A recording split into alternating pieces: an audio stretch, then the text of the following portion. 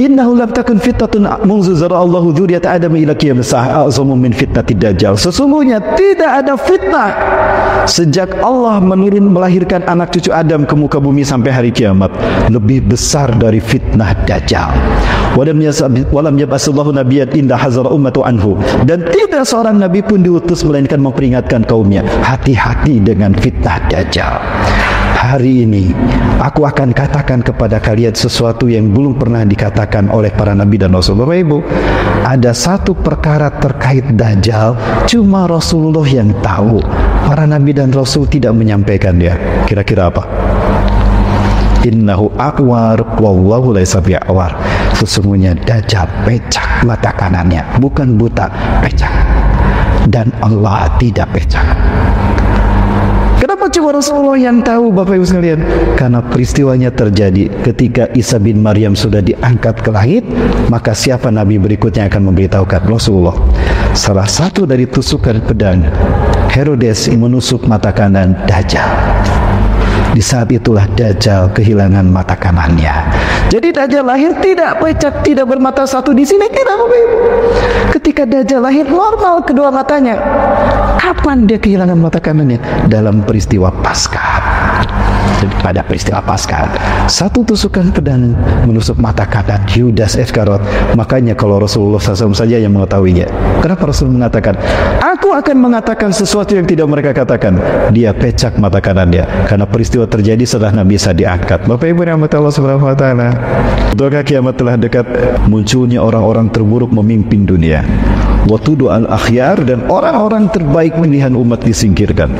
Jadi di Indonesia banyak keturunan Rasulullah SAW yang disebut dengan hamba. Itu Bapak Ibu. Salah satunya adalah cucu ke-38 dari Rasulullah, yaitu Habib Imam Besar Habib Rizik Syihab. Beliau keturunan ke-38. Dia sungguh-sungguh minta mubahalah, saya ulurkan tangan saya. Baik, kita mubahalah Ustaz. Saya akan meminta kepada Allah, Allah melaknat seseorang di antara kita. La'allahu yal'anana la'natan kabiratan 'ala lam tunzal qablaha. Aku minta kepada Allah, saya minta kepada Allah, Allah melaknat salah seorang di antara kita dengan laknat yang belum pernah Allah turunkan sebelumnya. Itu 2007, Pak. Wallahu a'lam, dia masih hidup atau tidak? Saya masih hidup, Bapak Ibu sekalian. Dan saya pertaruhkan iman saya mubahalah dengan orang Syiah, disaksikan oleh yang hadir. Sekarang sudah ramai dibicarakan fitnah Dajjal, dan orang-orang Yahudi sedang euforia menyambut kedatangan Dajjal. Bagaimana kebahagiaan mereka? Mereka masuk ke Masjidil Aqsa tanpa dihentikan.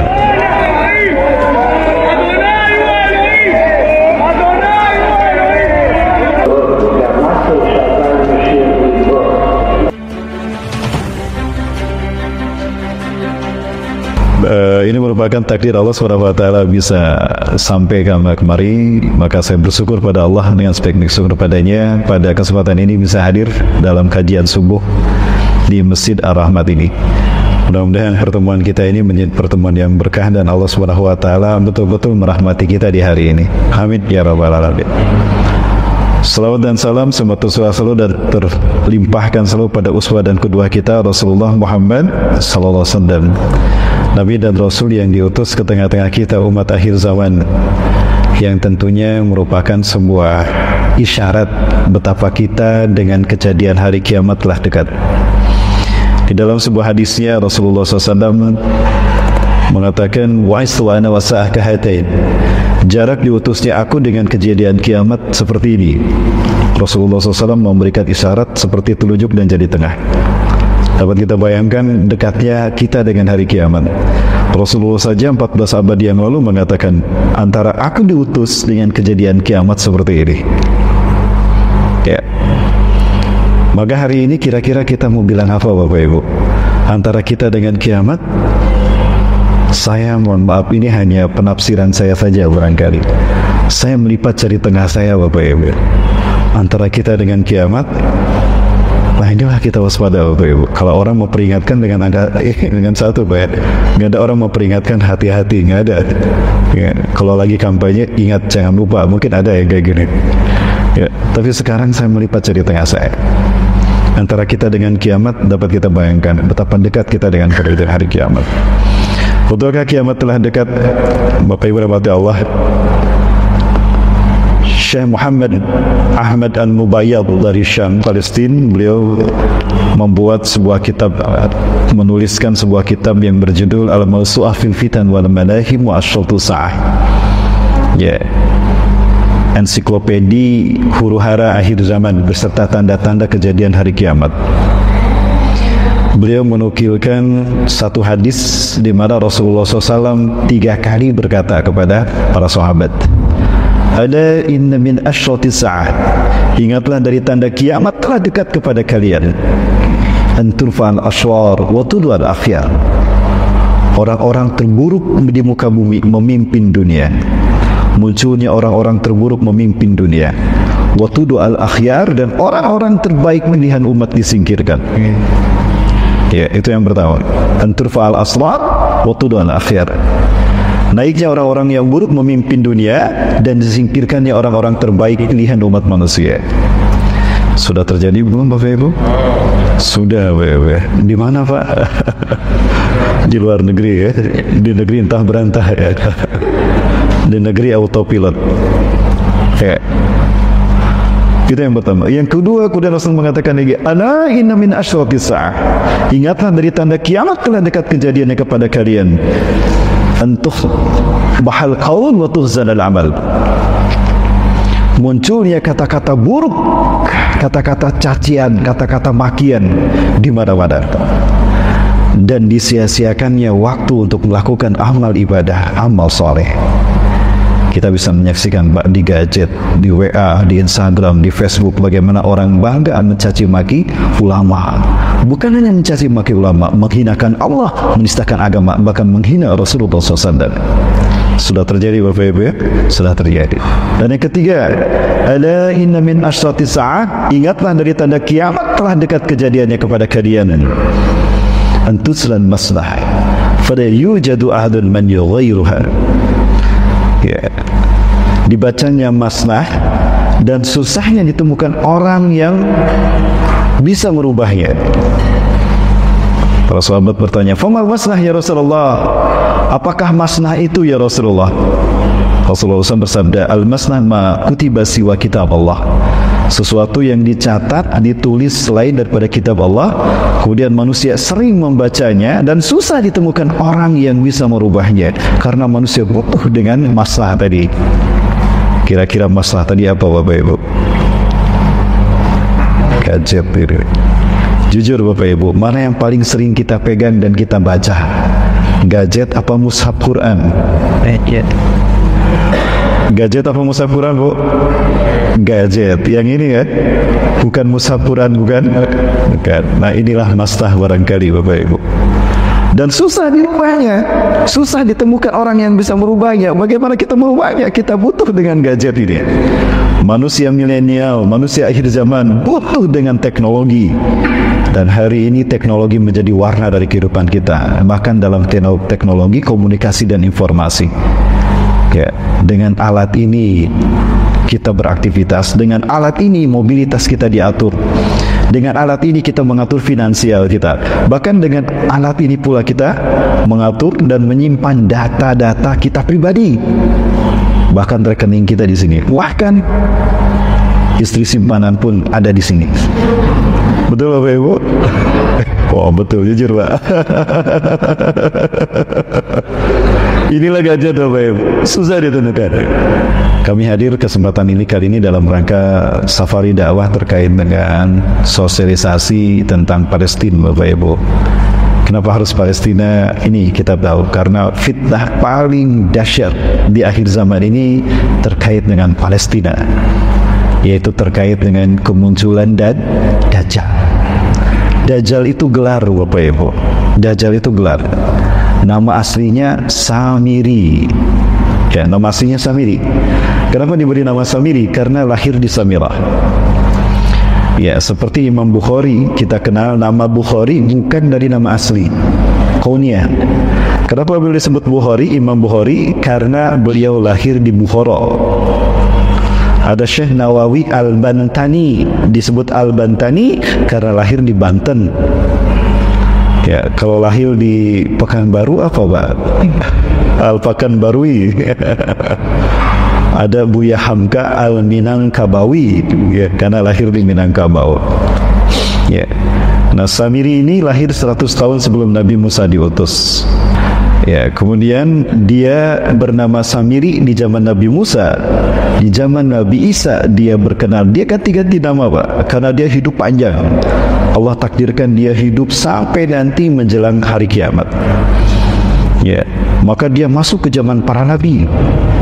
Untuk menutupi citranya sebagai sebagai fitnah akhir zaman, sebagai dajjal, dia berganti-ganti nama. Di zaman Nabi Isa alaihissalam dia berganti nama menjadi Yudas Iskariot. Ya. Dan dialah sebetulnya yang digantung di tiang salib. Ya. Ini saya aman, Pak, bicara kristenisasi, Pak. Aman ya, Pak, ya, bicara kristologi, ya. Karena berbicara tentang fitnah dajjal terkait dengan proses penyaliban. Siapakah yang disalib itu? Bagi saya yang disalib, saya sebagai seorang muslim, dari pengamatan dan penelitian yang saya lakukan, yang digantung di tiang salib bukan Yesus Kristus, bukan Nabi Isa, maksud saya, bukan Nabi Isa, tapi Yudas Iskariot yang Allah serupakan menjadi Isa bin Maryam alaihissalam. Tentukan demikian akan kita bahas pada kesempatan ini. Waktu kita panjang, Bapak Ibu? Panjang, ya? Baik, alhamdulillah. Sampai jam 10. Baik. Berbicara tentang fitnah akhir zaman, Rasulullah sallallahu alaihi wasallam pernah memperingatkan kita. Ya, badiru bil amali sholihat. Bersegeralah kalian melakukan amal soleh. Fasatakunul fitan, karena akan muncul huru-hara dan fitnah melanda kalian. Saking dahsyatnya fitnah ini datang kata Rasulullah kalau kita lailal muslim, seperti potongan malam yang gelap gulita, berlapis-lapis bermacam-macam. Belum selesai umat Islam dihantam oleh satu fitnah, umat Islam baru berdiri sempoyongan dihantam lagi oleh fitnah berikutnya. Datang bertubi-tubi. Ya. Datang bertubi-tubi sampai nanti kita menghadap Allah Azza wa Jalla. Fitnah itu datang tidak henti. Dan fitnah pertama melanda umat Islam sepeninggal Rasulullah SAW itu menimpa para sahabat. Dimulai dari Umar bin Khattab berakhir di Al-Husain. Inilah yang disebut dengan fitnah Ahlas. Fitnah yang pertama, fitnah Ahlas. Ya. Saking dahsyatnya fitnah ini kata Rasulullah, yusbihu rajulun mu'minan wa yumsi kafiran wa yumsi mu'minan wa yusbihu kafiran. Orang beriman di pagi hari, kafir di sore harinya. Wa yu'minu wa yumsi mu'minan wa yusbihu kafiran. Sorenya beriman, paginya kafir. Jadi orang berganti iman Islam, iman dan kafir itu dalam sehari, Pak. Ya bi'udinahum bi'ardin minad dunya, menjual agamanya demi harta dunia, demi pangkat, demi jabatan, dan demi harta dunia. Orang menjual agamanya. Ya, sudah muncul orang-orang seperti itu, Pak, ya. Ya Allahu Akbar, na'udzubillah. Ya. Itu fitnah yang pertama. Fitnah yang kedua yang melanda umat Rasulullah SAW adalah fitnatus sara'. Ya, nah kita lihat di sini berdasarkan hadis Rasulullah dari Abdullah bin Umar, semoga Allah meridai mereka berdua. Ia berkata, suatu ketika kami duduk-duduk di hadapan Rasulullah SAW. Baina nahnu fi majlisin amama Rasulullah SAW. Natahaddas anil fitan. Kami memperbincangkan banyak tentang fitnah. Maka beliau pun bercerita mengenainya. Kemudian beliau menyebutkan fitnah Ahlas. Ahlas itu jamak taksir dari hilsun. Hilsun artinya pelana, Pak. Artinya siapapun yang terkena fitnah Ahlas, dia tidak bisa lepas sampai dia mati. Terus kemanapun dia pergi, fitnah ini mengikutinya. Ya. Beliau menjawab, yaitu fitnah al-harbu wal-huruf, fitnah pelarian dan peperangan. Pelarian dalam arti melarikan diri, mengasingkan diri, lalu terjadi banyak peperangan. Ini melanda para sahabat. Kemudian muncul fitnah sara'. Sara' itu artinya kesenangan.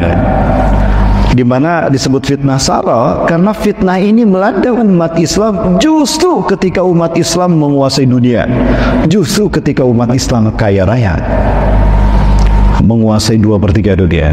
Nah, fitnah ini melanda para tabi'in hingga Turki Utsmani. Dimulai dari dinasti Umayyah sampai Turki Utsmani berakhir 1924. Jadi fitnah ini berlangsung 1262 tahun. Ya. Di mana kotoran atau asapnya berasal dari bawah kaki seseorang dari ahlul baitku. Ia mengaku dariku, dari keturunanku, padahal dia bukan dari keturunanku, bukan ahlul baitku. Ya, karena sesungguhnya waliku hanyalah orang-orang yang bertakwa. Jadi ada kelompok nanti yang mengaku ahlul bait Rasulullah padahal bukan keluarga Rasulullah. Kira-kira siapa Bapak Ibu? Nah, nanti saya perlihatkan kepada Bapak Ibu siapa mereka. Tapi aman di sini, Pak ya? Aman ya, insya Allah. Baik, yang ketiga, kemudian manusia bersepakat pada seseorang seperti bertemunya pinggul di tulang rusuk. Ya, artinya kemudian manusia berkumpul untuk mengangkat seseorang menjadi pemimpin, ya. Maksudnya Imam Mahdi. Nah, di masa Imam Mahdi inilah kemudian muncul fitnah Duhaima. Fitnatul Duhaima. Duhaima artinya gelap nyata. La yasruku fil adam illa latamathu. Fitnah ini tidak membiarkan seorang pun dari umat ini kecuali dihantamnya latamat. Ya, artinya orang tidak bisa menghindar dari fitnah ini dimanapun dia berada. Bahkan bayi yang belum lahir pun, janin yang belum lahir pun terkena oleh fitnah ini, yaitu fitnah Duhaima. Ya. Maka jika dikatakan ia telah selesai, maka justru ia berlanjut. Di dalamnya seorang pria pada pagi harinya beriman, namun di sore harinya kafir, sehingga manusia, ini agak kurang jelas ya. Sehingga manusia terbagi menjadi dua. Ada kubu keimanan, ada kubu kemunafikan. Di kubu keimanan semuanya orang beriman. Kulluhum mu'minun wa laysa fil munafiqun aw lakan wahda. Yang kemah yang kedua adalah semuanya orang munafik, walaysa fil mu'minun alkan wahda. Orang beriman semua, tidak ada orang munafiknya. Kemah yang kedua orang munafik semuanya, tidak ada orang yang beriman satupun. Jadi umat Islam nanti terpecah menjadi tiga, menjadi dua. Ya. Jika sudah terjadi, kata Rasulullah, jika sudah terjadi maka tunggulah kedatangan Dajjal pada hari itu atau pada esok harinya. Jadi Dajjal akan muncul di fitnah yang ketiga, fitnah Duhaima. Nah, kalau saya gambarkan seperti ini Bapak Ibu. Ya, yang pertama fitnah ahlas, fitnah pelarian dan fitnah peperangan. Dan ini dimulai dari Umar bin Khattab. Ya, betulkah dimulai dari Umar bin Khattab? Betul Bapak Ibu. Suatu hari para sahabat sedang berkumpul. Di tengah-tengah mereka ada Huzaifah ibnul Yaman. Huzaifah ini adalah sahabat Rasulullah yang paling paham, paling hafal hadis-hadis tentang fitnah akhir zaman. Dan beliau pula sahabat yang memegang kunci rahasia orang-orang munafik di zaman Rasulullah. Saking hebatnya beliau, Pak.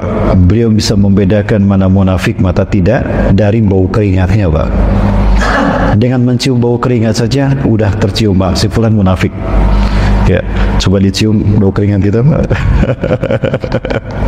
Ya.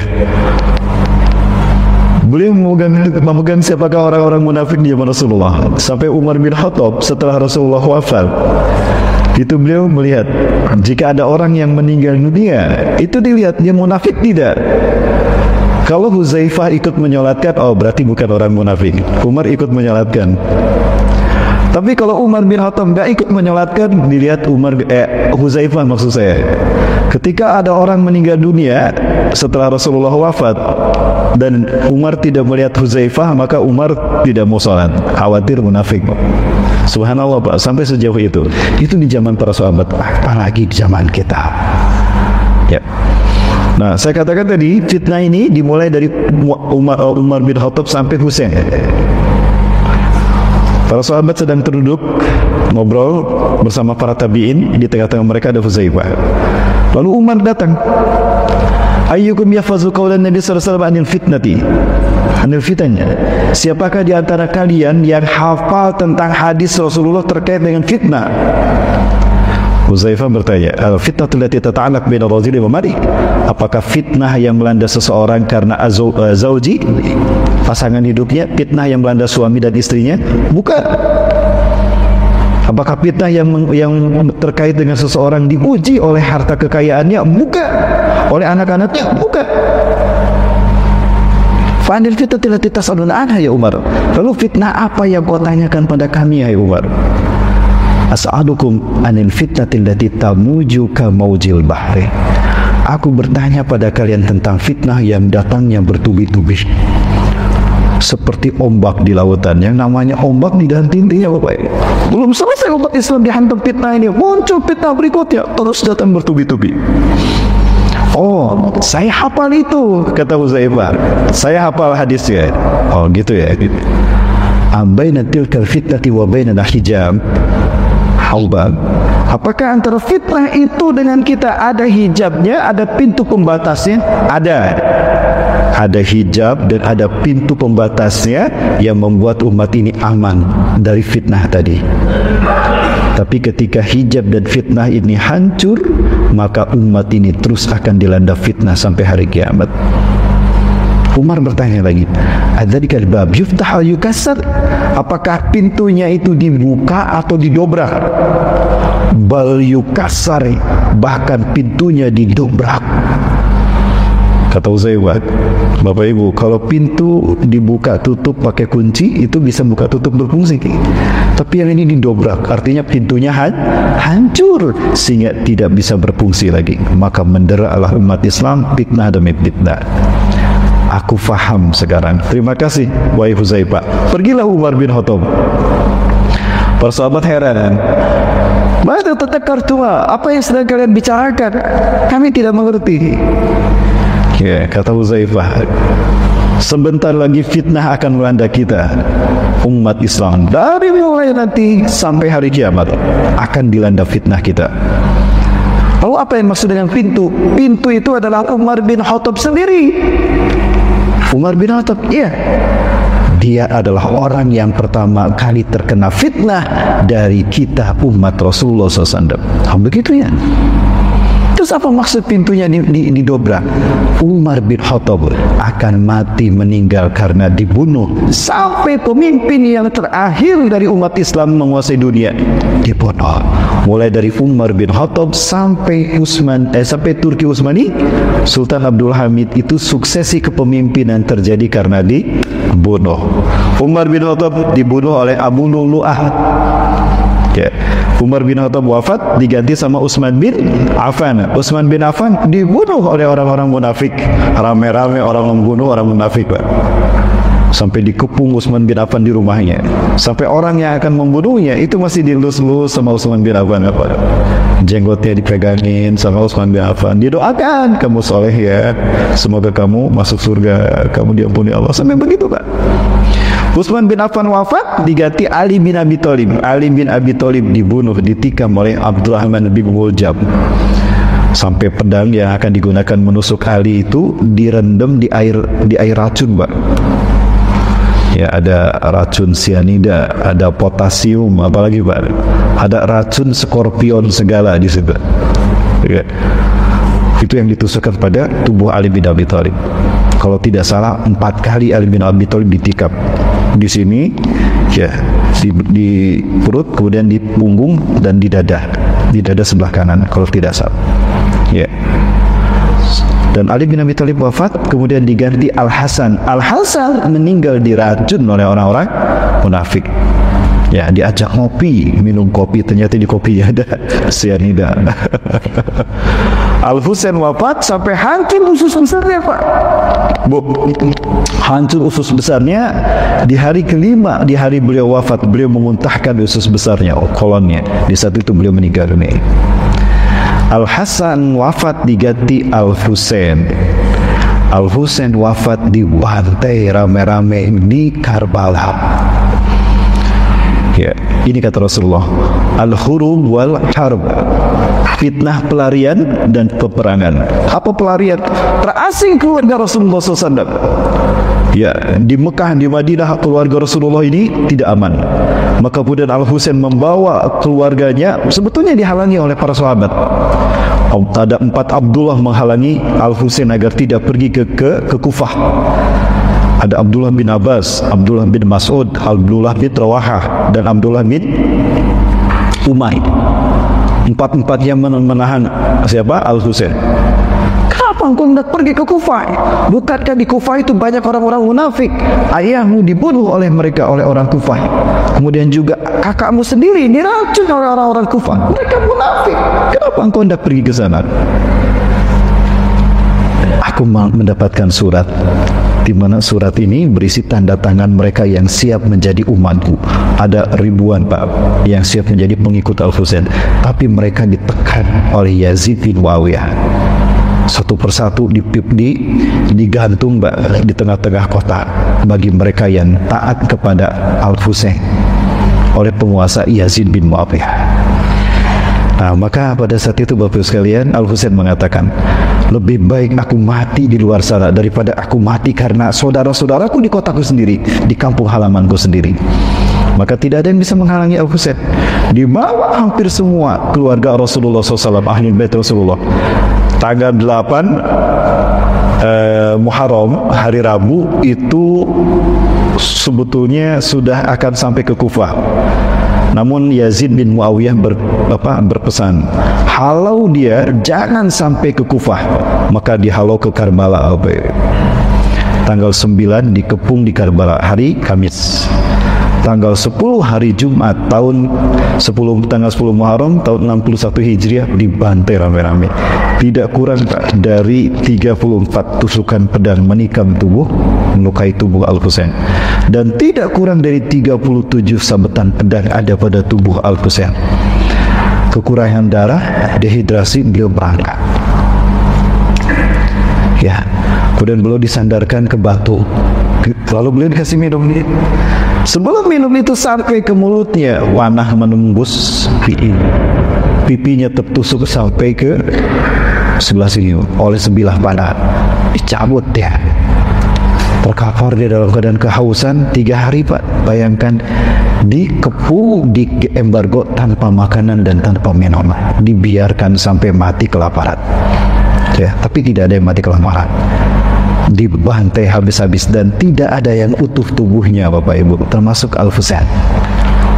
Berangkat beliau ke sungai Efrat ingin meminum, ingin mengambil air dengan gelas yang tadi, lagi mendongkak begitu, tiba-tiba seseorang memanah dari belakang, dari sini Pak, tembus ke atas. Allahu Akbar. Beliau dalam keadaan terkapar, tidak lemah, tidak berdaya lagi. Sinan bin Anas An-Nahai, dia membawa tombak pendek begini, ditusukkan ke selangkangannya. Dicabut, kemudian ditusukkan ke ulu hati Al-Husain. Saat itulah Al-Husain meninggal dunia. Tidak puas dengan kematian Al-Husain, Sinan bin Anas An-Nahai mengeluarkan belatinya. Disembelih itu Al-Husain sampai putus kepalanya Pak. Semua keluarga Rasulullah tidak ada yang utuh tubuhnya. Namun ada satu kabar gembira pada saat itu. Ketika Al-Husain sebelum wafat beliau berpesan, aku pasti mati sekarang di sini. Keluarga pun akan mati di Karbala ini. Tapi tolong selamatkan putraku ke tempat yang tidak terjangkau oleh pasukan Yazid bin Muawiyah.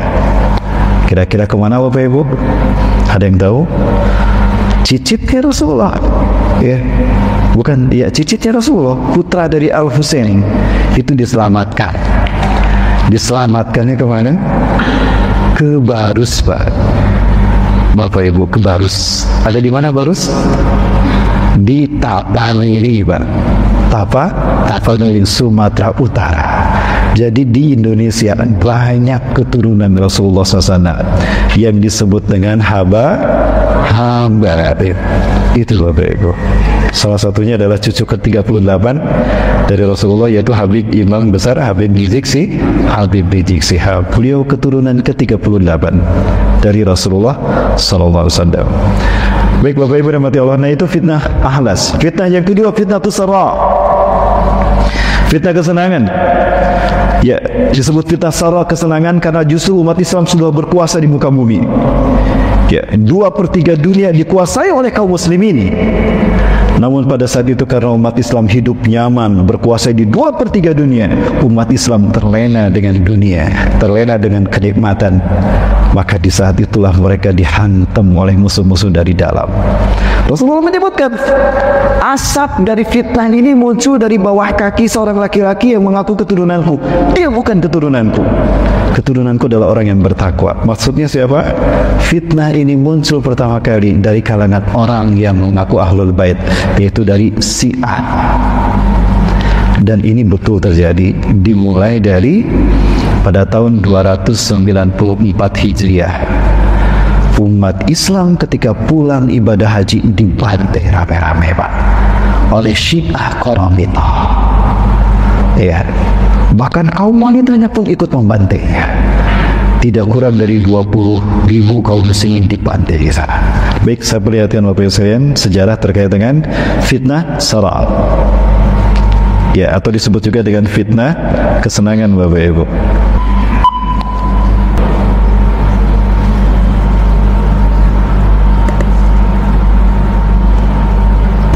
Ya, Bapak Ibu sekalian, Allah. Nah, itu fitnah pertama dari fitnah Sara.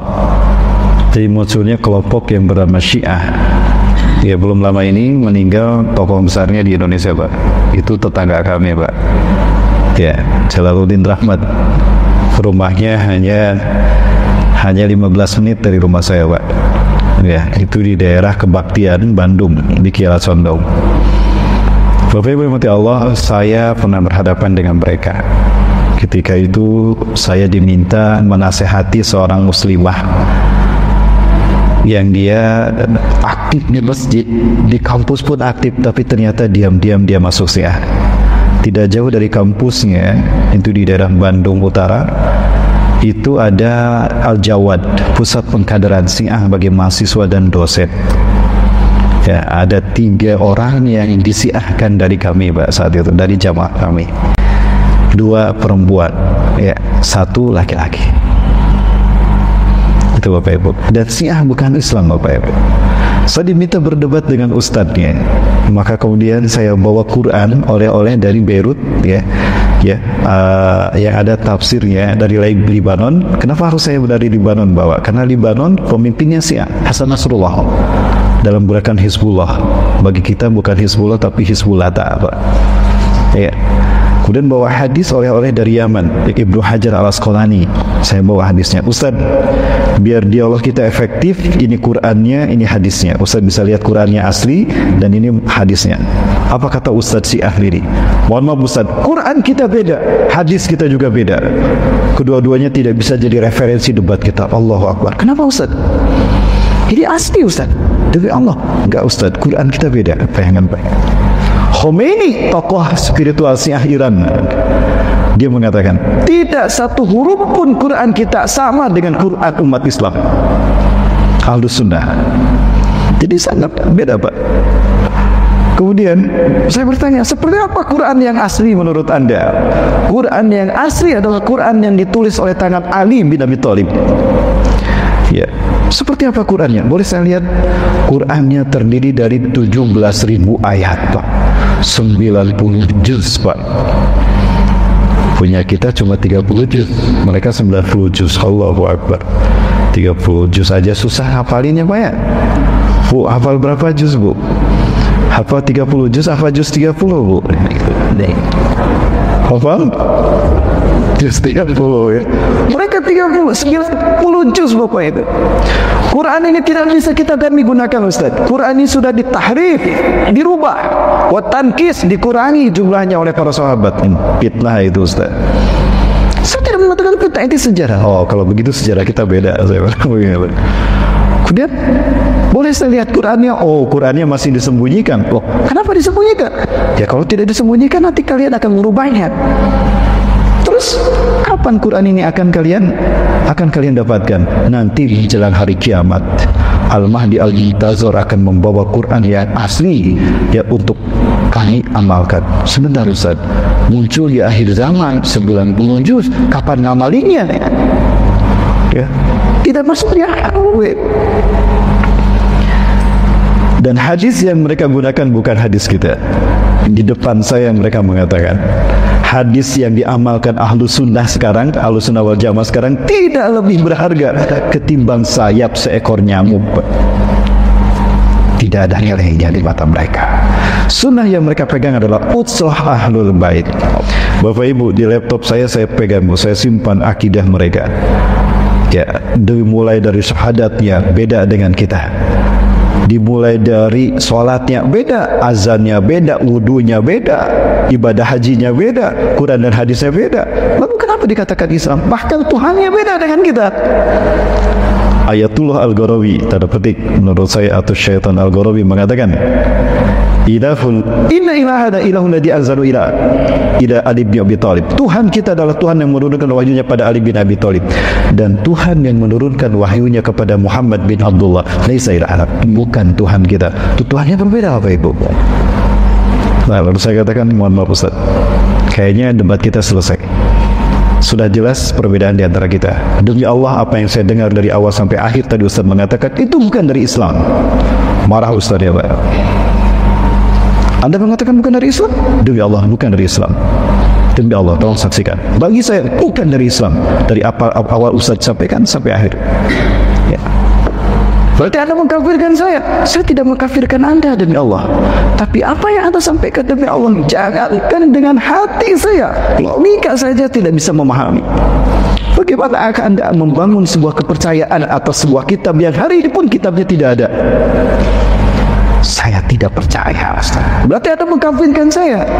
Ya Alhamdulillah kalau Anda merasa saya kafirkan. Marah dia, Pak. Allahu Akbar. Beliau mengajak saya mubahalah. Ustaz, jangan main-main dengan mubahalah Ustaz. Di antara kita akan diazab Allah. Itu yang saya harapkan. Allahu Akbar. Dia sungguh-sungguh minta mubahalah. Saya ulurkan tangan saya. Baik, kita mubahalah Ustaz. Saya akan meminta kepada Allah, Allah melaknat seseorang di antara kita. La'allahu yal'anana la'natan kabiratan 'ala lam tunzal qablaha. Aku minta kepada Allah, saya minta kepada Allah, Allah melaknat salah seorang di antara kita dengan laknat yang belum pernah Allah turunkan sebelumnya. Itu 2007, Pak. Wallahu a'lam, dia masih hidup atau tidak. Saya masih hidup, Bapak Ibu sekalian.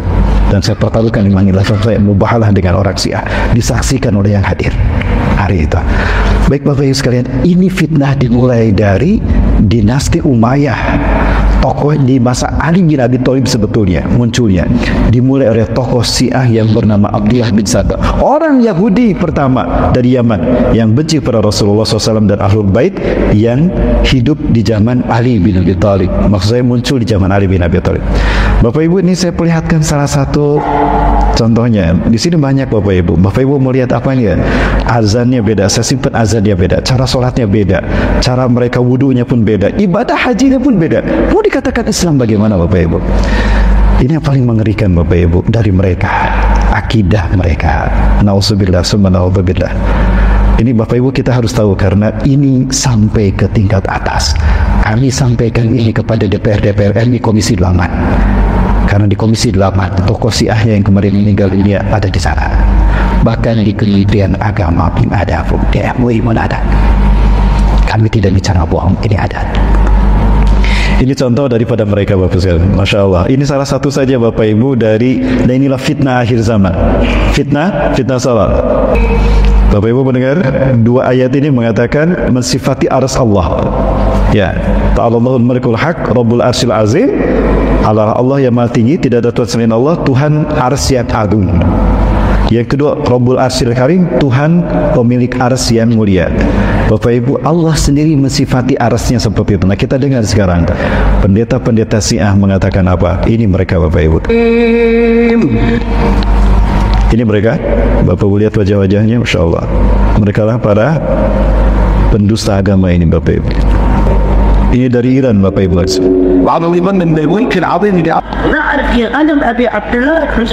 Masuk di akal tidak Bapak Ibu sekarang? Ini akidah mereka. Dan sebentar lagi Bapak Ibu, lihat bagaimana kesesatan mereka. Terlalu banyak yang harus saya perlihatkan Bapak Ibu tentang mereka. Tapi ini fitnah salah yang sampai sekarang bertahan. Dan mereka lah nanti akan menjadi pasukan Dajjal ketika Dajjal muncul. Masih ada waktunya Bapak Ibu? Masih banyak ya? Kita lanjut. Baik. Allahu Akbar. Kita lihat lagi Bapak. Kita akan menjadi saksi tentang mereka. Ini fitnah demi Allah yang kita akan menjadi saksi. atas persidangan mereka nanti. Ini ketika mereka beribadah haji. Di saat umat Islam berkumpul ibadah haji mengagungkan Allah, cuma Allah yang disebut, Allah yang diagungkan ketika ibadah haji kita berada di Mekah. Tapi kita saksikan orang Syiah di Mekah, mereka mengagungkan siapa? Di saat kita membina tauhid, mereka menghancurkan tauhid dengan syirik. Ini Bapak sekalian yang mati Allah. Ibadah haji menjadi rukun Islam yang kelima, karena ibadah haji adalah konfigurasi yang sangat utuh dan mendasar dari tauhid umat manusia secara komunal. Solat menjadi ukuran syahadat kita secara individual, maka solat menjadi rukun Islam kedua setelah syahadat, ukuran tauhid kita secara individu. Adapun ibadah haji adalah ukuran tauhid manusia secara komunal. Bayangkan, mereka di waktu yang sama, di tempat yang sama, melakukan ibadah yang sama, menyembah Tuhan yang sama. Dan demi Allah, hanya Allah disebut. Ketika mulai mendatangi tanah suci Mekah sampai berpisah, hanya Allah yang disebut dan diagungkan. Tapi lihat Syiah, apa yang mereka lakukan?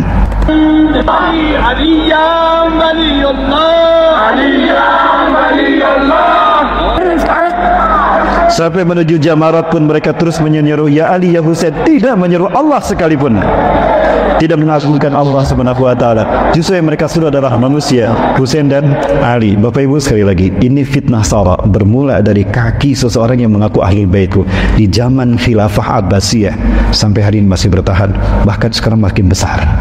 Baik, fitnah yang ketiga adalah fitnah Duhaimah. Apa fitnah Duhaimah Bapak Ibu? Fitnah kegelapan, ya, fitnah kegelapan. La yatsruku ahadan fil alam illa latamathu. Tidak ada yang tersisa dari manusia satupun di muka bumi melainkan dihantam oleh fitnah tadi. Bapak Ibu rahmati Allah, terlalu banyak data yang harus saya sampaikan di sini Bapak Ibu. Kita mau dalam fitnah bidang apa? Di bidang politik, di bidang hukum, di bidang ekonomi, sosial, budaya, semua terkena fitnah. Sampai makanan dan minuman pun umat Islam tidak selepas dari fitnah Dajjal. Sampai makanan dan minuman. Mau yang mana yang Bapak Ibu yang dilihat? Fitnah akidah, itu yang terpenting. Ya, Bapak Ibu rahmatullahi wabarakatuh. Kita bahas fitnah Dajjal. Siapakah Dajjal? Tadi sudah saya sampaikan sedikit. Bapak Ibu rahmatullah, kita langsung ke Nabi Isa alaihissalam. Boleh Bapak Ibu? Dan saya minta izin berdiri. Boleh Pak? Maaf, saya agak sedikit pegal ini pinggang saya. Bapak Ibu rahmatullah subhanahu wa ta'ala, di zaman Nabi Musa alaihissalam, umat Nabi Musa disesatkan oleh Samiri. Tadi saya sampaikan Samiri, ya, itu lahir 100 tahun sebelum Nabi Musa diutus di Samirah, Palestina. Di Samirah, Palestina. Samiri. Nah, dia menyesatkan umat Nabi Musa alaihissalam menyembah patung anak sapi. Kita lihat patung anak sapinya masih ada sekarang Bapak sekalian. Ini perjalanan kami yang terakhir Bapak Ibu di tahun 2020 kemarin. Kami sampai ke Mesir juga. Bapak Ibu saya perlihatkan, ini contoh patung anak sapi yang dimaksudkan. Ini patung anak sapinya Bapak Ibu. Terlihat ini kepalanya, ini matanya, ini kakinya dua, dan ini kaki belakangnya di belakang. Ya. Dan patung anak sapi ini bersuara.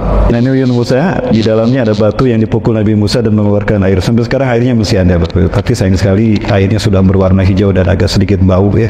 Tidak terawat, tidak diolah dengan baik oleh oleh pemerintah Mesir dan Bapak. Ke belakang itu ada Laut Merah yang dibelah oleh Allah melalui tongkat Nabi Musa alaihissalam. Bapak rahmatullah. Nah, kemudian ketika kaumnya disesatkan oleh patung anak sapi, marah Nabi Musa alaihissalam.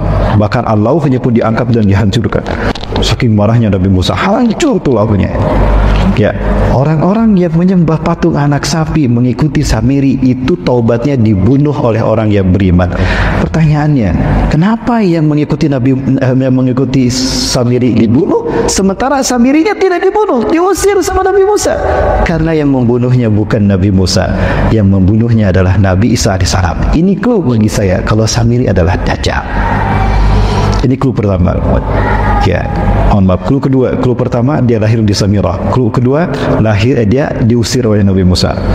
Terus diusir Nabi Musa, datang kepada Nabi berganti-ganti nama. Sampai di zaman Nabi Isa alaihissalam, dia bernama Yudas Iskariot untuk menutupi citranya. Ya. Pengikut Nabi Isa cuma ada 12 orang Bapak Ibu. Tapi kemudian masuk Yudas Iskariot jadi 13. Nah, Isa bin Maryam alaihissalam Nabiullah berkata, hati-hati, iblis masuk ke tengah-tengah kalian. Ketika Nabi Isa mengatakan demikian, Hawariyun menganggap iblis itu jin yang tidak terlihat.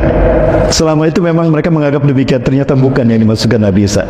Yang dimaksudkan Nabi Isa adalah sosok yang bernama Yudas, yang memahami kata-kata Nabi Isa dengan baik dan benar adalah Barnabas, pengikut Nabi Isa yang setia. Barnabas, pernah mendengar nama Barnabas? Terkait dengan Injil Barnabas, saya pernah membaca Injil Barnabas tahun 97 Bapak Ibu.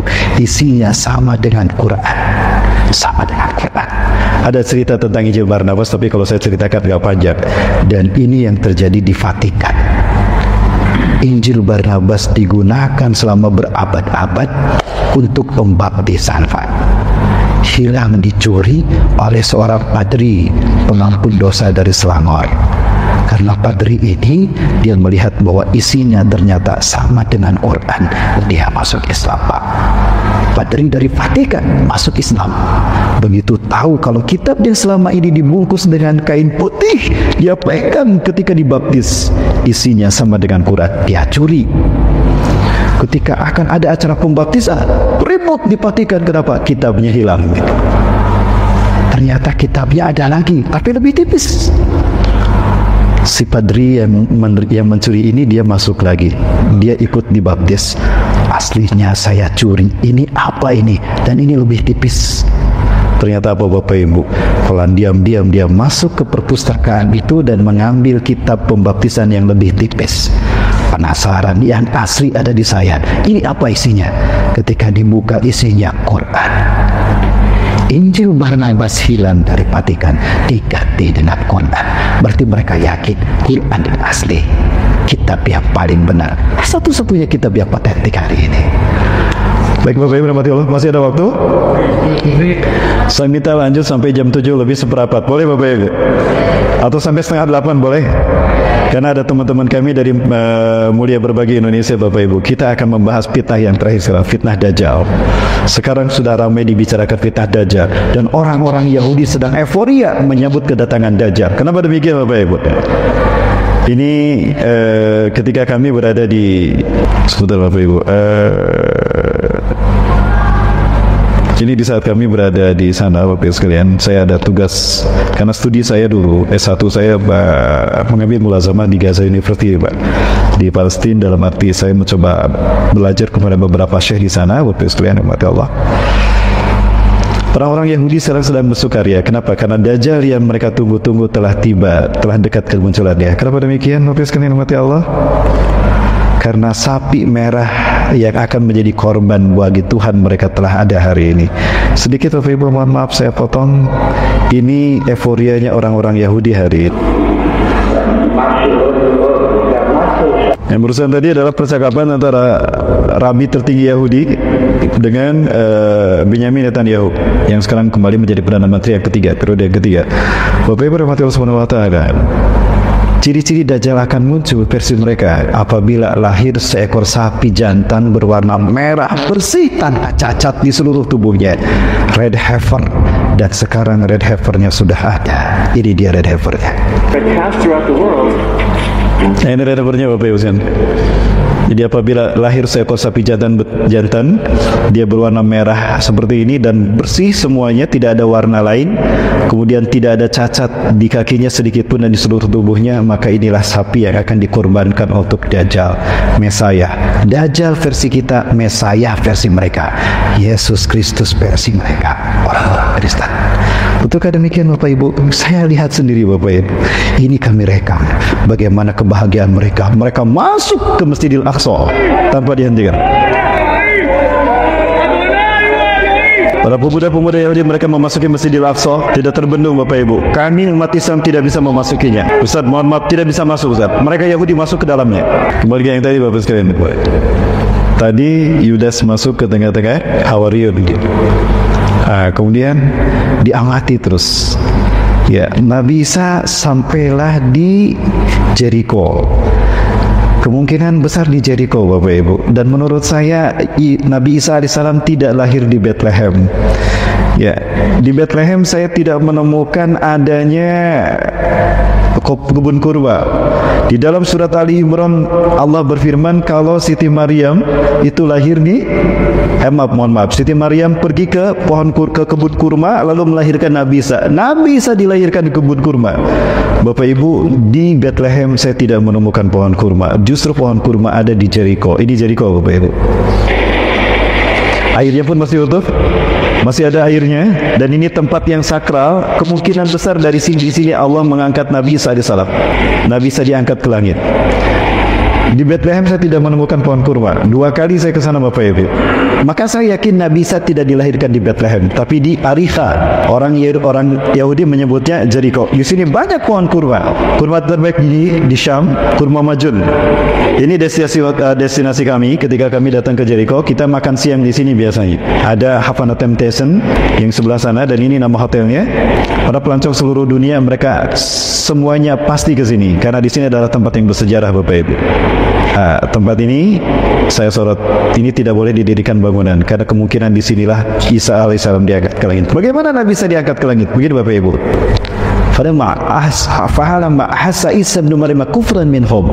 Ketika Isa bin Maryam merasakan akan ada kekafiran dan kemaksiatan yang mereka lakukan kepada Nabi Isa, Allah memberitahu Nabi Isa bahwa Allah akan mengangkat Nabi Isa ke langit. Maka Nabi Isa bersabda, ya, man ansari ilallah, siapa yang akan menolong aku untuk mendakwahkan agama Allah ini? Qala al-hawariyuna nahnu ansarullah. Hawariyun berkata, kami penolong-penolong agama Allah. Kami akan terus menjaga agamamu wahai Isa bin Maryam. Baik. Aku pegang kata-kata kalian. Kelak di antara kalian, ini digaris bawahi oleh Barnabas, kelak di antara kalian ada orang yang berkhianat kepadaku dan dia akan menggantikan tempat kedudukanku. Para Hawariyun tidak faham dengan baik. Yang faham menurut saya ada 2. Yang pertama Barnabas, kedua Zarnab bin Bar'ala. Bapak Ibu, ada satu riwayat ternyata baru ditemukan belakangan ini. Ternyata Zarnab bin Bar'ala masih hidup sampai sekarang. Betulkah demikian? Waktunya panjang kalau saya bahas Zarnab bin Bar'ala Bapak Ibu. Kembali ke? Ya, masih banyak waktunya Bapak Ibu. Lanjut. Baik, Bapak Ibu, kelak di antara kalian ada orang yang berkhianat kepadaku dan dia akan menggantikan tempat kedudukanku.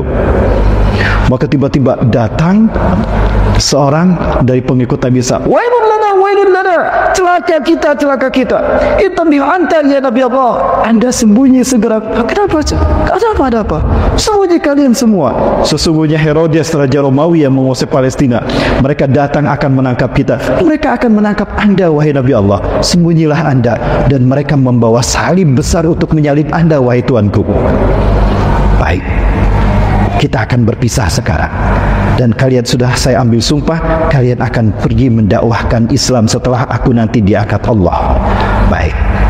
Ya, maka semuanya semua mereka.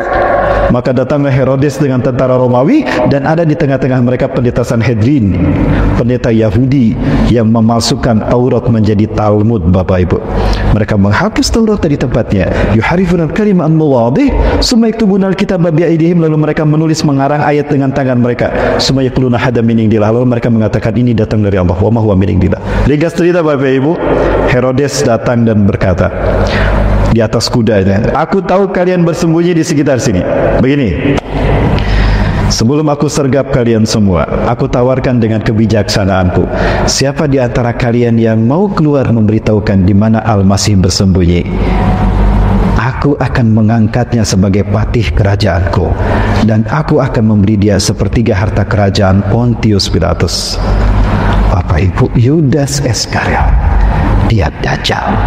Dia ingin menguasai dunia dan dia butuh kekuasaan untuk mempengaruhi dunia. Maka diam-diam Yudas keluar. Aku tahu di mana Al-Masih bersembunyi. Ikuti aku. Dia ada di sana. Maka Herodes mengatakan, ikuti dia. Kamu pergi. Beberapa tentara Romawi ikut kepada kepada Yudas Iskariot. Di saat mereka akan masuk ke tempat Nabi Isa bersembunyi, Allah berfirman kepada Nabi Isa alaihissalam. Quran surat Ali Imran ayat 55. Boleh minta dibacakan? Quran surat Ali Imran 55. Bapak Ibu, Surat Ali Imran ayat 55. A'udzubillahi minasyaitonirrajim. Iz qala Allahu ya Isa inni mutawaffika. Ingatlah ketika Allah berfirman, "Hai Isa, aku akan mewafatkan engkau." Saya bertanya Bapak Ibu, apa arti wafat? Wafat apa artinya? Betulkah wafat artinya meninggal?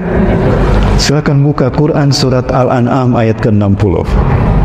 Surat ke-6 ayat ke-60. Wa huwa alladzi yatawaffakum bil-lail wa ya'lamu ma jarahtum bin-nahar. Dialah Allah yang telah menidurkan kamu di waktu malam. Yatawaffakum bil-lail, menidurkan kalian di waktu malam. Wa ya'lamu ma jarahtum bin-nahar, dan Allah mengetahui apa yang kalian lakukan di siang hari. Bapak Ibu, wafat di sana artinya bukan mati tapi tidur. Ini mutawaffika, aku akan menidurkan kau Isa. Wa rafuka ilayya, dan kau akan aku angkat ke sisiku. Berarti hari ini Nabi Isa ada di mana? Di sisi Allah. Dalam keadaan apa? Tidur.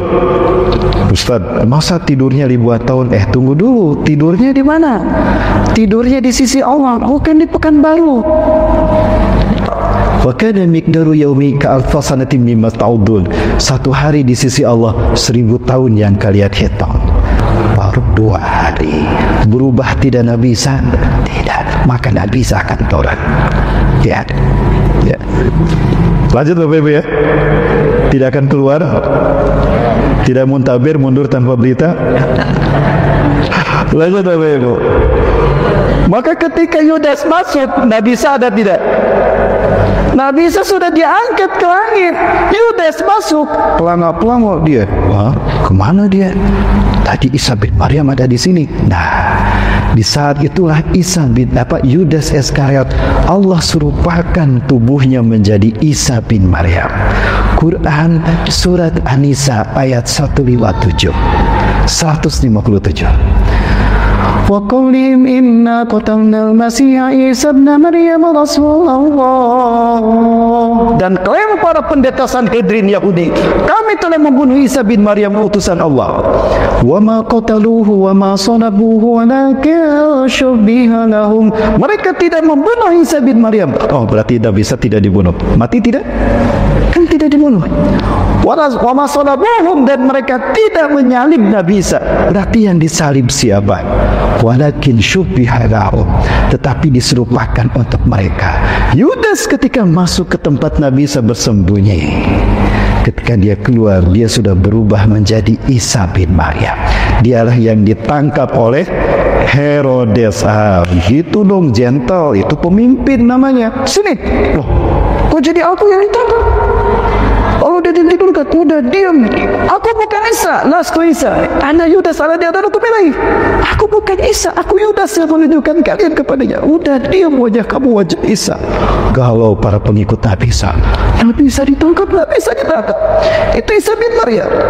Cuma Barnabas yang yakin dan Zarna bin Bar'ara yang yakin kalau itu bukan Nabi Isa, tapi Yudas Iskariot. Masih ingat tadi apa kata Nabi Isa sebelum diangkat ke langit? Kelak di antara kalian ada orang yang berkhianat kepadaku, berkhianat memberitahukan di mana Nabi Isa bersama bunyi, dan dia menggantikan tempat kedudukanku di mana, di tiang salib. Ini dalam petikan Injil Barnabas perayaan Paskah yang saya baca, ternyata itu yang mereka maksud. Maka diarak ke Bukit Golgota, Bapak Ibu. Diarak ke Bukit Golgota. Herodes memegang pedang di tangan kanannya, Old Testament di tangan kirinya. Itu pedang ditusuk-tusukan ke tubuh Yudas yang disangka Nabi Isa. Banyak darah tercucur, diambil darah diminum. Orang-orang Kristen meyakini apabila ada bagian dari tubuh Isa bin Maryam mereka minum, bagian tubuh Yesus mereka makan, mereka ambil dalam tubuh kita, dalam tubuh mereka, mereka tidak akan pernah disentuh api neraka. Darah itu diminum. Ekaristi Holy Water, rukun meminum air suci.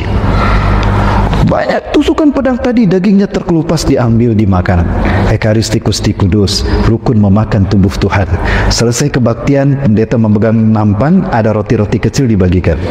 Haleluya, ham keluar, gitu. Betul apa ini? Seperti itu.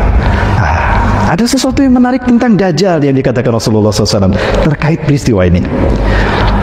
Innahu lam takun fitnatun munzu zara'allahu dzurriyyata Adam ila qiyamis saa'ah a'zamu min fitnatid dajjal. Sesungguhnya tidak ada fitnah sejak Allah melahirkan anak cucu Adam ke muka bumi sampai hari kiamat lebih besar dari fitnah dajjal. Walam yab'asallahu nabiyyan inda hazara ummatu anhu. Dan tidak seorang nabi pun diutus melainkan memperingatkan kaumnya, hati-hati dengan fitnah dajjal. Hari ini aku akan katakan kepada kalian sesuatu yang belum pernah dikatakan oleh para nabi dan rasul. Bapak Ibu, ada satu perkara terkait dajjal cuma Rasulullah yang tahu. Para nabi dan rasul tidak menyampaikan dia. Kira-kira apa? Innahu aqwar wallahu laysa bi'awar. Sesungguhnya dajjal pecah mata kanannya, bukan buta, pecah. Dan Allah tidak pecah. Kenapa cuma Rasulullah yang tahu, Bapak Ibu sekalian? Karena peristiwanya terjadi ketika Isa bin Maryam sudah diangkat ke langit, maka siapa nabi berikutnya akan memberitahukan? Rasulullah. Salah satu dari tusukan pedang Herodes menusuk mata kanan Dajjal. Di saat itulah Dajjal kehilangan mata kanannya. Jadi Dajjal lahir tidak pecah, tidak bermata satu di sini, tidak, Bapak Ibu. Ketika Dajjal lahir normal kedua matanya. Kapan dia kehilangan mata kanannya? Dalam peristiwa Paskah. Pada peristiwa Paskah, satu tusukan pedang menusuk mata kanan Yudas Iskariot. Makanya kalau Rasulullah SAW saja yang mengetahuinya. Kenapa Rasul mengatakan, aku akan mengatakan sesuatu yang tidak mereka katakan? Dia pecah mata kanannya karena peristiwa terjadi setelah Nabi Isa diangkat. Bapak Ibu rahmati Allah Subhanahu wa taala. Kemudian Dajjal ditangkap, diarak, dikubur. Barnabas akan membuktikan, akan aku gali kuburnya. Kalau dia masih hidup berarti dia Dajjal. Dibiarkan setelah 3 hari 3 malam. Selama 3 hari 3 malam dibiarkan.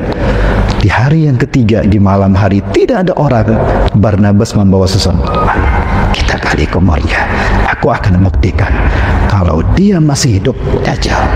Kalau dia sudah mati berarti Yudas manusia biasa. Sebelum dia menggali kuburan itu, maka Allah kembalikan wajah Yudas Isa bin Maryam dari wajah Isa kepada wajah Yudas. Perubahan wajah tadi mengakibatkan ada cahaya terpancar dari tubuhnya, Pak.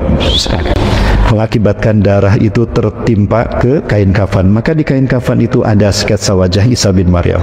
Itulah kenapa gereja seluruh dunia menambarkan wajah Nabi Isa yang sama, Yesus Kristus yang sama. Betul? Seluruh dunia. Dari kain kafan itu. Kain kafannya masih ada, Pak. Ada di Italia sekarang, ada di Turin. Cuma sekali saya pernah melihat kain kafan itu. Bapak Ibu rahmati Allah. Sedikit lagi Bapak Ibu boleh? Ringkas cerita Bapak Ibu sekalian. Sampai mana tadi? Kain kafan. Digali sama Barnabas, ternyata apa yang terjadi? Masih hidup Bapak Ibu. Digali, dia dibawa, kemudian diselamatkan, diobati bertahun-tahun. Bertahun-tahun Bapak Ibu diobati. Dan ketika Barnabas bekerja, Yudas datang.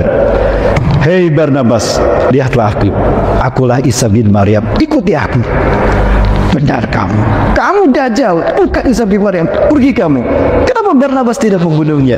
Karena nanti yang membunuhnya adalah Isa bin Maryam. Di mana Nabi Isa akan membunuhnya Bapak Ibu sekalian? Di masjid bermenara putih di Aleppo Bapak Ibu. Ini masjidnya Bapak Ibu sekalian. Saya belum pernah sampai ke sini Bapak Ibu karena perang berkecamuk.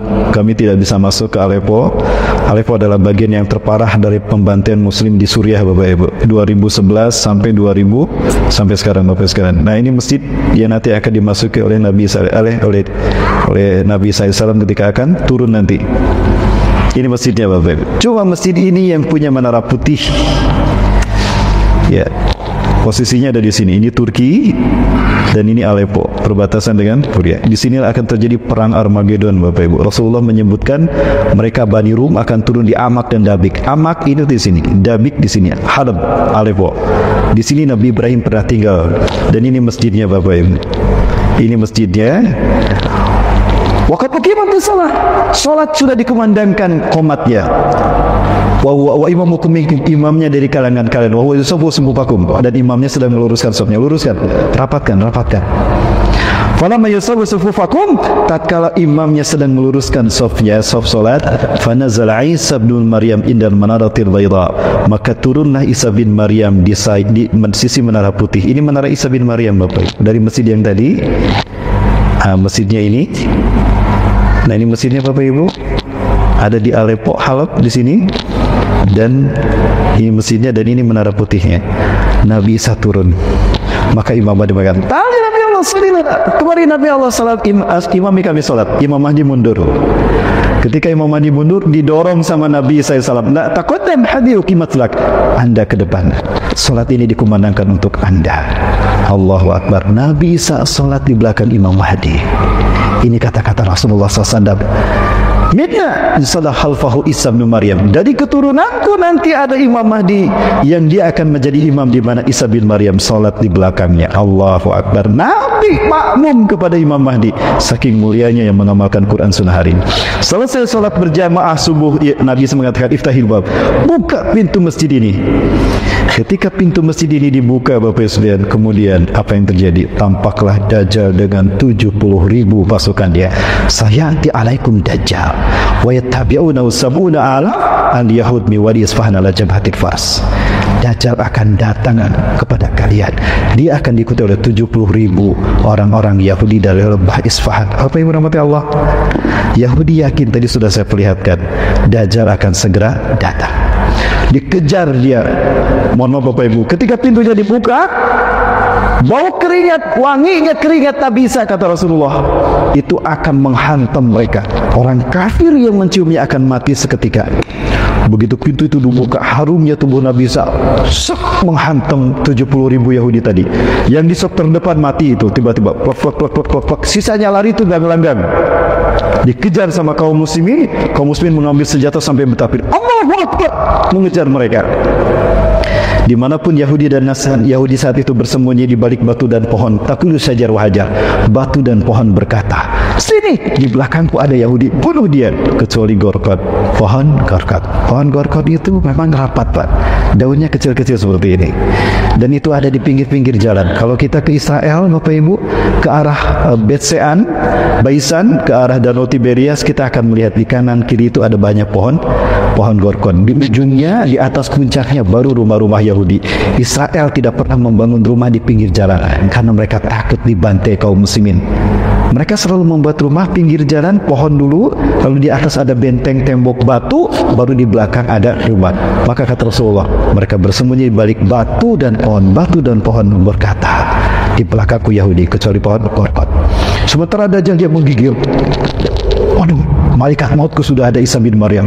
Maka lari Dajjal, dikejar sampai Nabi Isa. Kemanapun dia pergi, Nabi Isa sudah di depan. Mau pergi. Datang ke barat, pergi ke arah barat, Nabi Isa sudah di barat. Kamu tidak bisa lari karena hari ini kamu milik saya. Maka para saudara, apa yang terjadi? Takut Dajjal. Terdamparlah dia di pintu Lut Bapak Ibu. Pertanyaannya, seperti apa pintu Lut? Lut adalah 13 km dari Tel Aviv Bapak Ibu. Rasulullah bersabda begini, Isa bin Maryam akan membunuh Dajjal di gerbang Lut, sebuah kota 13 mil dari timur Tel Aviv. Bapak Ibu, Lut sekarang sudah dibangun pangkalan militer angkatan udara Israel. Pintar mereka, berarti mereka yakin dengan Nabi Salsu. Sekarang ada pangkalan militer udara. Tujuannya apa? Jika Nabi Isa turun, nanti akan ditembak sama mereka. Bapak Ibu, jadi mereka yakin dengan Nabi Salsu. Saya hanya lewat saja di Lut, Pak. Kita tidak bisa masuk. Rombongan kami hanya melewati Lut saja. Ada satu pintu yang menarik, Pak. Apakah di pintu ini nanti Dajjal akan dibunuh Nabi Isa? Wallahu a'lam bishawab. Ini satu pintu yang bertuliskan seperti ini. Allahu Akbar. Apakah di sini nanti Nabi Isa akan membunuh Dajjal? Wallahu a'lam bishawab. Dibunuh tuh Dajjal. Kamu yang memfitnah saya Tuhan, pedas. Kamu yang menuduh saya 1 dari 3 Tuhan, pedas. Kamu yang menuduh saya anak Tuhan. Habis tuh darahnya terciprat pada kaum muslimin. Maka matilah Dajjal saat itu. Bapak Ibu sekalian mati Allah. Tapi sayang sekali, Zionis Yahudi mereka sekarang sedang ngebet menguasai kita Palestina. Kenapa demikian Bapak Ibu? Karena mereka yakin Dajjal Mesaya akan segera muncul, maka mereka harus segera mendirikan istana bagi Dajjal Mesaya. Pertanyaannya, di mana istana itu akan dibangun? Ini dia Bapak Ibu. Ini adalah kiblat kita yang pertama. Ini adalah bumi Isra Mi'rajnya Rasulullah Sallallahu Alaihi Wasallam. Ini Al-Aqsa Bapak Ibu. Nah, dinding Al-Aqsa pertama tuh di sini. Al-Aqsa tuh alun-alun Bapak Ibu. Dimulai dari sini, dari dinding sebelah utara, dan ini barat. Ini timur, ini selatan. Sampai dinding sebelah sini Bapak Ibu, sebelah sini. Jauh ke sana. Di dalamnya ada Dome of the Rock dan ada Masjid Qibli. Ini Al-Aqsa. Kita sholat mau di Masjid Qibli, ini Masjid Qibli, mau di Masjid Dome of the Rock atau di lantai sini, pahalanya sama 500 kali lebih baik. Bapak Ibu rahmati Allah Subhanahu wa taala. Dari sini ini pintu masuk Rasulullah ketika Isra Mi'raj, Babul Maghribah. Ini dinding yang tersisa dari istana Nabi Daud dan Sulaiman. Orang-orang Yahudi menjadikannya wailing wall, dinding ratapan. Nah, Rasulullah masuk lewat pintu ini. Bapak Ibu, di sini tertutup oleh dinding ini mereka melakukan ekskavasi. Tidak kurang dari 300 terowongan mereka buat. Tujuannya apa? Untuk menghancurkan ini. Ini mereka sudah menggaruk terowongannya. Saya perlihatkan ini Bapak Ibu sekalian untuk membuktikan inilah fitnah akhir zaman, dan umat Islam terkecoh dengan isu-isu politik dunia, dibikin sibuk dengan urusan dunia, urusan dalam negeri. Kita tidak sadar apa yang mereka lakukan. Ini yang mereka lakukan Bapak Ibu. Tidak kurang dari 300 terowongan sedang berada di bawah Masjidil Aqsa. Tujuannya apa? Apabila ada gempa 6 skala Richter saja ambruk Masjidil Aqsa. Lalu mereka segera dirikan Haikal Sulaiman, Solomon Temple. Untuk siapa? Untuk Dajjal.